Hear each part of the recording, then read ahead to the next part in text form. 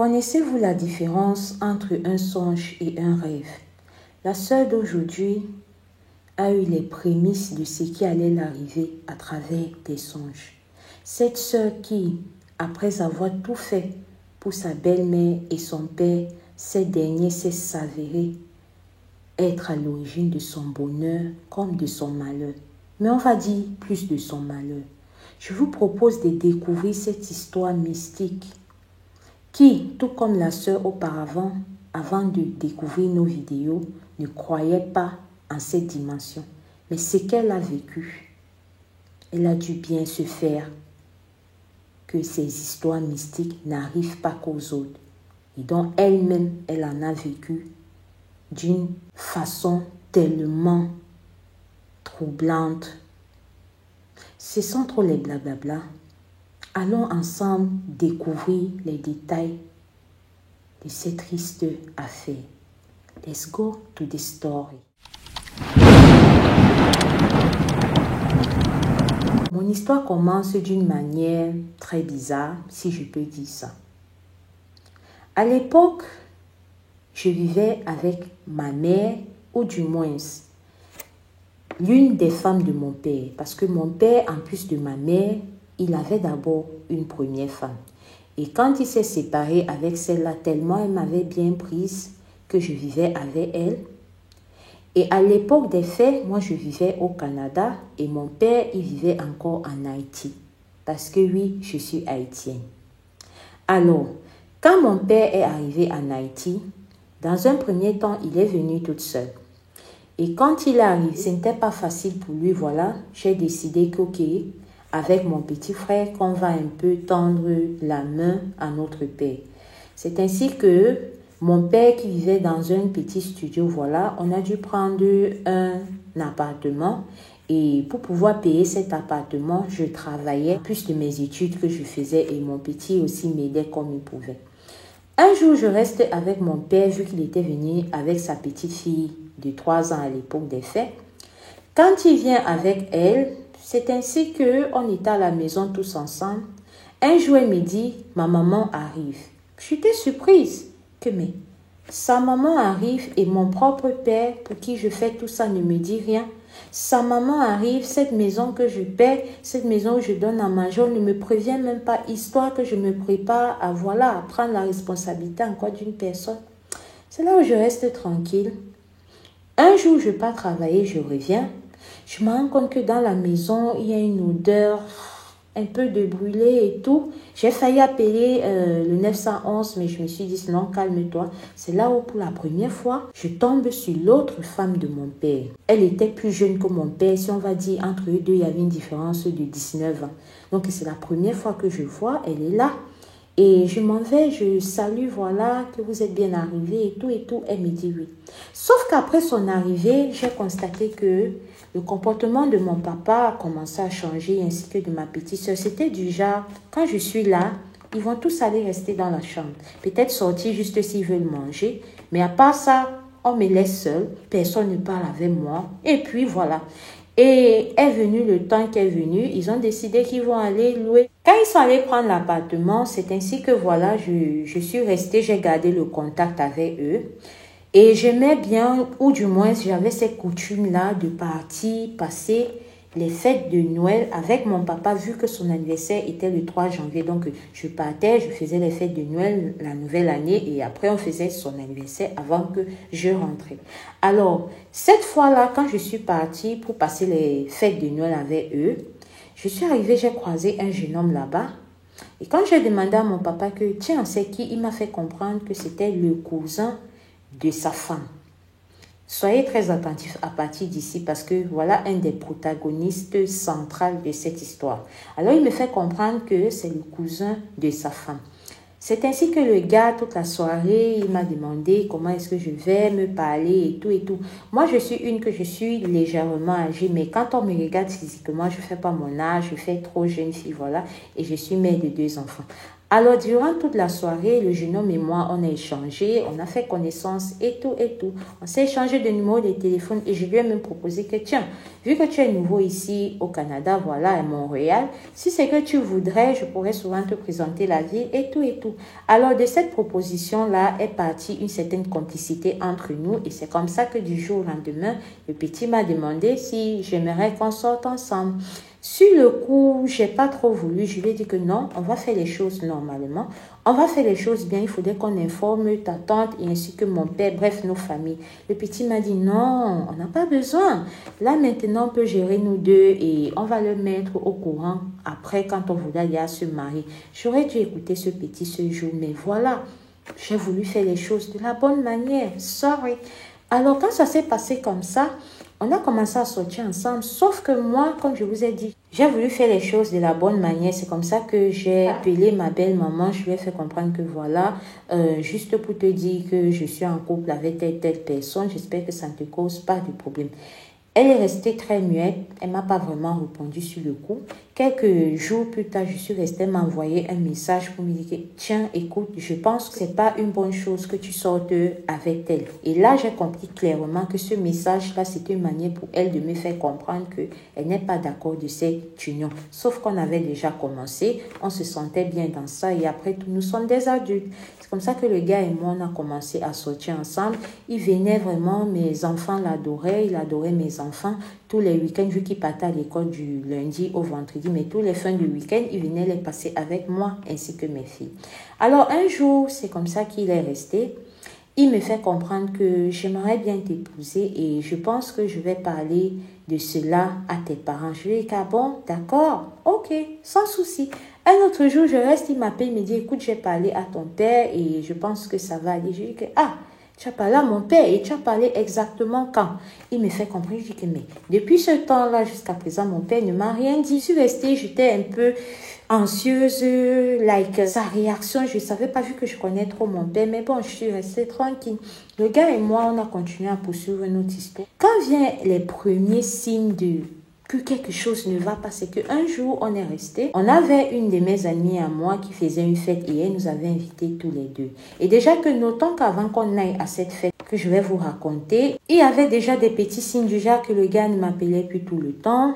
Quand j'appelais, il ne répondait pas. Venir, comme il venait toujours en fin du week-end, il ne venait pas. Alors, comme je vous disais tantôt, cette amie-là nous a invités. Alors, quand on s'en va, on s'est tellement chamaillé dans la voiture, se chamaillé. On est allé à la fête, on était ensemble à la fête, mais en clair, on ne se parlait pas, on ne se captait pas, chacun était de son côté. Alors, à la fin de la soirée, on était dans la voiture, une dispute, comme à cette habitude-là dernièrement, est venue sur le plateau et c'est comme ça qu'on s'est disputé. Avant de me rendre compte, j'avais déjà flanqué une au petit. Et avant de me rendre compte, j'avais flanqué encore une deuxième. Et j'étais très surprise. Je lui ai dit, s'il te plaît, pardonne-moi.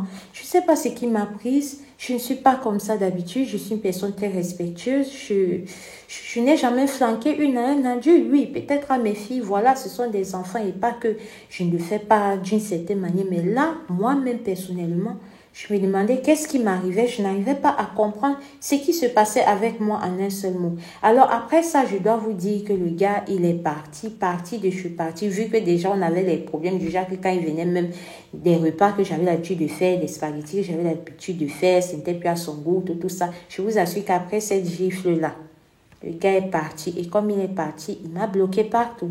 Et moi, vraiment, je ne savais pas que ça allait être jusqu'à ce niveau-là. C'est comme ça que le gars, je lui envoyais les messages, je voyais que ça ne partait pas, je prenais d'autres numéros, voilà. Et quand j'appelais avec d'autres numéros, il décrochait. Mais quand j'appelais avec mon numéro, il ne prenait pas, bizarre, n'est-ce pas? Alors j'ai compris que oui, peut-être le gars voulait être seul et tout ça. Sauf qu'à côté de cela, je restais toujours me questionnais, je n'arrivais pas à comprendre ce qui s'est passé. Un jour, j'étais dans ma cuisine, je voulais faire manger à mes enfants. J'écoute une voix pendant que je suis le dos tourné, voilà, pour prendre la marmite, histoire d'arranger ce que je veux. J'écoute une voix derrière moi qui me dit, la réaction que tu as eue dernièrement n'est pas simple. Je dis, ah, et cette voix me parle en créole. J'étais vraiment surprise parce qu'à la maison, j'étais juste avec mes enfants. Et quoique mes enfants n'étaient même pas dans la maison, ils étaient d'ailleurs en train de jouer avec des amis. Je reste encore. La voix me parle que je t'ai dit que ce qui s'est passé avec telle personne n'est pas simple. Et au fil du temps, tu vas savoir ce que je suis en train de te dire. Je me retourne, je regarde, je ne vois rien. Il n'y a personne. Et je vous dis encore que cette voix me parlait en créole. Alors, pour être sûr que peut-être je n'étais pas en train de perdre la tête, je décide de sortir, aller voir ma plus grande, lui demander que, est-ce qu'entre-temps, tu es venue à la cuisine? Elle me dit, non, maman. En même temps, sa réponse ne m'a pas surprise parce que c'était en créole et mes enfants ne parlaient pas le créole. Je suis restée tranquille. J'ai trouvé ça très bizarre. Oui, vraiment bizarre. Alors, un jour, il y a un de mes cousins qui, entre-temps, il était à Haïti. Il est venu s'installer dans la ville de Boston. Alors un jour, je discutais de ça avec lui, je lui expliquais un peu parce qu'il fallait que je ventile en fait. Il fallait que je parle de cette situation avec quelqu'un. C'est comme ça que je fais comprendre à mon cousin qui écoute. J'ai eu telle situation et quoique la dernière fois j'ai écouté quelque chose de comme ça. C'est là où mon cousin me dit, c'est vraiment bizarre. Est-ce que tu as pensé à consulter? Je lui dis que consulter? Il me dit oui. Est-ce que tu as pensé à voir une madame qui pourra un peu interpréter ça, te dire de quoi est-ce qu'il est question? Notons qu'à côté de cela, je faisais des songes. Des songes vraiment que à l'époque, je ne savais pas que il y a des songes. Il y a une différence entre des songes et des rêves. Alors pour ceux qui ne connaissent pas, petite parenthèse à cet endroit, un songe c'est comme quelque chose qui est en train de te prévenir dans l'immédiat de ce qui va arriver. Alors qu'un rêve c'est du genre, c'est pas forcément quelque chose qui est prémonitoire, qui annonce quelque chose qui t'arrivera. Je ne sais pas si vous comprenez un peu. Vous pouvez aussi renchérir sur cette partie en commentaire. Alors revenons à ma conversation avec mon cousin. Quand il m'a dit ça, je lui ai dit que moi je connais même pas où est-ce que je peux aller consulter. C'est là où il me fait comprendre qu'il connaît une madame à Haïti qui peut vraiment faire parce qu'il a eu déjà à faire ce genre de truc avec elle tout le temps. J'étais un peu sceptique, mais je lui ai dit, est-ce que c'est pas le genre qui aura des conditions, un genre très bizarre à faire et tout. Le mec m'a dit non, il n'y a pas. Je lui ai dit d'accord, je te fais confiance. C'est comme ça qu'il m'a mis en contact avec la dame. Alors quand je pars en contact avec la dame en consultation, c'est là où elle me confirme que ma séparation avec le gars n'est pas naturelle, qu'il y a les mains de quelqu'un sur ça. Et c'est quand elle continue à me faire des révélations qu'on s'en rend compte que, au fait, la personne qui est derrière, c'est ma belle-mère, donc la femme de mon frère, qui est sa cousine. C'est là où je suis restée vraiment. En même temps, je pouvais mettre plusieurs noms sur certaines choses, je pouvais mettre plusieurs i sur certaines choses, en fait. Donc, je comprenais déjà un peu que je ne devenais pas folle parce que je vous assure, cette période-là était vraiment difficile pour moi. Je vivais des événements que je ne comprenais pas. Après tout ça, j'ai essayé d'entrer en contact avec mon petit là, histoire de lui faire comprendre que tu vois, quand je te disais que c'est pas de ma faute, c'est pas moi, tu ne me croyais pas, regarde, voilà. Le gars, toujours, il ne voulait rien comprendre par rapport à moi. C'est ainsi que j'ai décidé de me retourner vers mon père, mais mon père aussi ne voulait rien comprendre par rapport à moi. Alors la dame a décidé qu'elle va faire un travail, histoire d'arranger un peu tout ça, mais elle m'a dit, ce travail que je vois, je vais essayer de faire ce que je peux, mais quand je regarde, il y a certaines choses que je ne peux pas toucher parce que si c'est que je tente ça, je vais laisser ma peau, mais t'inquiète, je vais faire quelque chose. Alors c'est ainsi qu'elle a commencé à travailler sur moi et pendant qu'elle travaillait sur moi, elle a eu des révélations comme quoi on avait enterré ma photo et celle du gars dans un cimetière. Et la personne qui vient lui dire ça, en rêve, c'est la mère même du gars. Notons que sa mère était déjà décédée, voilà. Le gars est arrivé au Canada, elle est décédée 1 an plus tard par suite de Covid. Alors quand la dame là voit ça, c'est comme ça qu'en songe, la mère du gars lui dit que mais tu es qui? Tu es qui pour venir vouloir enlever ce que j'ai fait sur mon fils? Cet enfant-là, je l'ai porté dans mon ventre. Cet enfant-là m'appartient. Tu ne feras rien sur mon enfant. Et c'est comme ça que la dame l'a attaqué dans le rêve. Elle se réveille. Alors, quand elle m'appelle, la dame là, en se présentant notamment, j'ai failli oublier, a donné un nom. Quand elle m'appelle, elle m'explique ça, elle m'a fait comprendre qu'elle ne se rappelle plus le nom, mais c'est un nom qui finissait en clair par un A. J'ai cité tous les noms, cité tous les noms avant qu'on s'est rendu compte de qui est-ce que c'était. Alors, après cette période-là, malgré que la dame travaille sur moi, je me retrouve un jour, je suis en train de faire un songe. Et dans mon songe-là, je vois mon copain, il est chez eux là-bas, où il vit, et il est couché, enveloppé dans un drap blanc. entourée avec des femmes autour. Et je me suis fâchée. J'ai dit que, mais comment est-ce que j'essaie de te joindre, tu ne me gères pas et tu es là, tu es avec des femmes et tout. Mais je me suis rendu compte que quand je lui parlais, c'était genre son corps qui était là, mais lui-même, il n'était pas là. Genre, il ne connaissait pas qui je suis. Genre, en un seul mot, il ne m'a pas reconnu. Et c'est comme ça que, étant fatigué de... C'est qui crie dans mes oreilles comme ça, il s'est levé parti. C'est comme ça que, voulant partir vers lui, il fallait que je traverse son lit. Et maintenant, quand j'ai voulu traverser son lit, il y avait ces filles-là qui m'ont arrêté. Mais je n'ai pas pu et c'est comme ça que je me suis réveillée. Donc, revenons à la dame, quand elle m'explique ça comme ça, j'étais vraiment surprise. Et c'est comme ça qu'elle a pu faire ce qu'elle a fait. Notons que pendant qu'elle m'a expliqué ça, je suis restée entre-temps, j'avais tellement d'événements qui m'ont fait comprendre que oui, vraiment, ma belle-mère, elle y était pour quelque chose. Parce qu'une fois, on avait un réveillon qu'on devait aller faire du côté de Boston et elle ne connaissait clairement pas la route. J'étais celle-là qui était censée lui montrer la route. Mais je vous assure que ce jour, elle faisait tout pour y arriver là-bas parce que mon papa était déjà là-bas avec les autres membres de la famille. C'est comme ça que sur la route, elle a speedé. Tellement speedé que la police l'a arrêtée et lui a donné un mandat qu'elle a dû payer. Tellement la madame voulait arriver avant moi. Et ce jour, elle était effectivement arrivée avant moi. Mais j'ai constaté que quand je suis arrivée dans la salle, ils avaient déjà tellement parlé de moi. Chacun était de son côté et tout et tout. Donc la femme là, quand elle a travaillé le peu qu'elle pouvait, voilà, elle m'a fait comprendre que sincèrement, c'est elle et c'est bien elle, je suis sûre. C'est comme ça que je suis restée. Avant, elle m'avait dit de ne pas parler parce qu'elle pensait qu'elle pouvait gérer la situation. Mais là, elle s'est rendue compte que c'est un dossier qu'elle ne peut pas gérer. C'est ainsi que moi, j'ai décidé de parler parce que je n'en pouvais plus. Entre-temps, tout ce que je vivais n'était plus normal. J'ai dû prendre un arrêt maladie tellement j'étais dans la parano. C'est comme ça que j'ai décidé de parler à mon père de ce que sa femme me fait ainsi qu'aux autres membres de la famille. Grande fut ma surprise. Tout le monde s'est retourné contre moi. Et entre-temps, la madame qui travaillait sur moi, elle est tombée gravement malade. Elle a tellement dépensé d'argent pour se soigner. Et c'est après ça que j'ai été mise au courant que, au fait, quand je racontais les choses à la première femme de mon père, ou quand je racontais les choses à ma propre mère, tout ça tournait toujours, ça atterrissait chez ma belle-mère. Donc, elle les contrôlait, elle les avait dans sa main. Que je toussais, que je faisais quoi, elle était au courant. C'était un combat perdu d'avance. Alors, pour pouvoir mieux attaquer la dame qui travaille sur moi, c'est comme ça qu'elle envoie une de nos petites qui reste à Haïti là-bas. Genre, elle veut aller se faire travailler parce qu'elle m'a fait comprendre que, voilà, elle a rencontré un Américain, elle voulait un peu faire le genre que l'Américain puisse bien s'attacher à elle. Il a fait monter aux États-Unis. Elle voulait le numéro de la madame. Malgré que je n'étais pas d'accord, elle a tellement insisté pour pouvoir vraiment respirer. J'ai donné le numéro. Donc, c'est quand je donne le numéro là maintenant qu'ils entrent en contact avec la dame à travers son numéro WhatsApp. Ils prennent sa photo de profil et ils font du sale à la dame, comme je vous ai expliqué un peu plus tôt. Alors, ne pouvant pas supporter tout ça, voilà, j'ai décidé de parler de cela à mon père, à ma mère, tout le monde. Mais à ma grande surprise, tout le monde était retourné contre moi. Jusqu'au jour d'aujourd'hui, mon anniversaire est passé, celui de mes enfants. Ni mon père, ni ma mère, ni ma première belle-mère, ni mes frères et sœurs. Personne ne m'a appelé pour me dire joyeux anniversaire. Personne n'a appelé pour dire joyeux anniversaire à l'enfant. En clair, ils se sont tous éloignés de moi. Même les gens que j'ai aidés parmi eux quand ils sont arrivés ici au Canada, les gens que j'ai pris sous mon aile, des petits enfants que j'ai même nettoyés, j'ai nourri, tout ça, j'ai passé des nuits blanches pour eux. Eux tous aujourd'hui, ils ont pris de côté de ma belle-mère et je suis sûre de moi que c'est quelque chose qui n'est pas simple. Je suis sûre de moi, j'ai la confirmation que cette dame-là fait des remèdes. Et en petite parenthèse, à partir du moment où cette dame est entrée dans notre vie, tous les petits amis que j'avais, à partir du moment où je partais les présenter à mon père, en l'occurrence à elle, ça se gâtait toujours. C'est au jour d'aujourd'hui, comme je vous ai dit, que je parviens à comprendre que cette dame en est pour quelque chose.